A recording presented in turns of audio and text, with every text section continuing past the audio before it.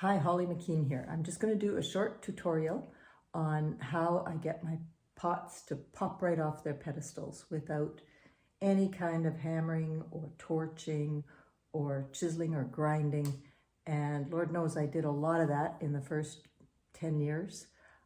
Tried everything. We had the big battle on how to make the paste up. And so anyway, let me just run you through it real quick what I do. So first of all, I use my grinding disc on here to just flatten the bottoms, just very gently. And what I want, I already did these, but what I want is to make this a really crisp flat line around the outside edge. And then I do the same thing with the catcher on here. And then so together, when you piece them together, there should be no little gaps showing. I just want them, and it only takes a minute, just one and the other, and then you can put them together. Then I put my liner glaze inside the foot. I find that helps if you have liner in the pot and on the foot underneath. Then you got the both sides glazed with that liner, and that also helps keeping them good and watertight. Then my glue formula, I just use plain Elmer's white glue, pour a good lump of it in. But for me, one of the key things that I found along the way was to sift the kale in. So I have EPK in there, and I just sift that in and then stir it up to a nice paste.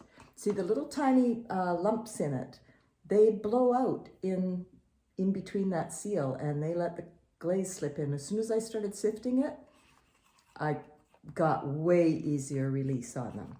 So then I put it on, oops, I just put a little bit on the pedestal.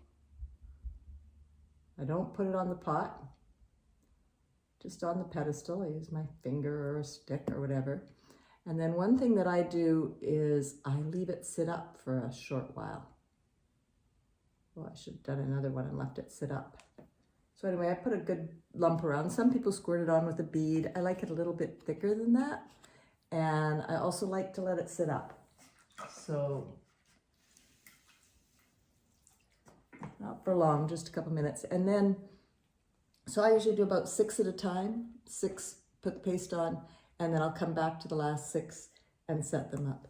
And I do that with my banding wheel. So then I put the banding wheel on here, and I'll take the pot and put it on the banding wheel and give it a little half a twist.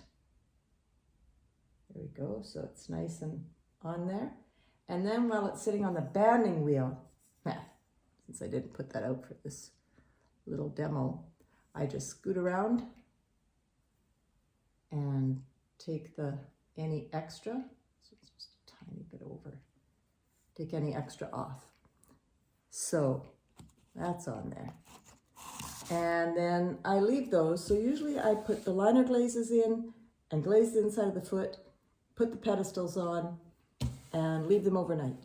And then once they're dried up and everything's getting ready to glaze, I have another bucket of stoneware slip. So, oh, that's another pointer. Make the pedestal out of a stoneware clay, not the porcelain. The two porcelains are really soft and fine, and they want to stick together. So if you use a stoneware, like even just a B mix, I use an actual stoneware, makes a big difference in popping off. So then, and this tip came from Bill Powell. He does it in a different way. Thinks mine takes too long, but honestly, once I get going, this doesn't take long at all. I just take the stoneware clay and I make a little gasket around that seal. So right around where the joint is, I just put a little bead of stoneware. Push it in. It sponges off really easy if you get it on the pot. So try to keep it off the pot and just get it right over that joint. And if you're not doing that piece of the process, that cinched it for me. That made all the difference that it never, I mean, I have like 1 in 30 pots that I have a hard time getting off, but normally they just pop right off.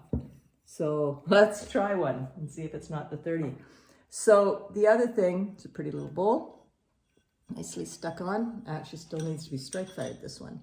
But I found that the most gentle way to do it is I just use the catcher that came from before, and I just set them on the table and give it a little tap,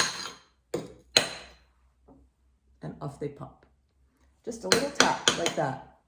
I don't bang it on anything, and I don't torch it or grind it, or just a little tap. And then there shouldn't be a whole lot to grind on this after you're done. I have this set up. Can you see my setup here? This is compliments of old Avi. Remember Avi Harriman? He sent me this. With the little hanger for my water. Keeps it on. Then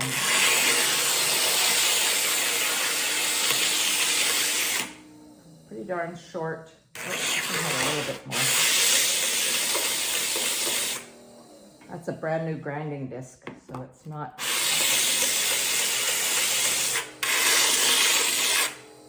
There we go. Look how nice and clean. Hardly took anything.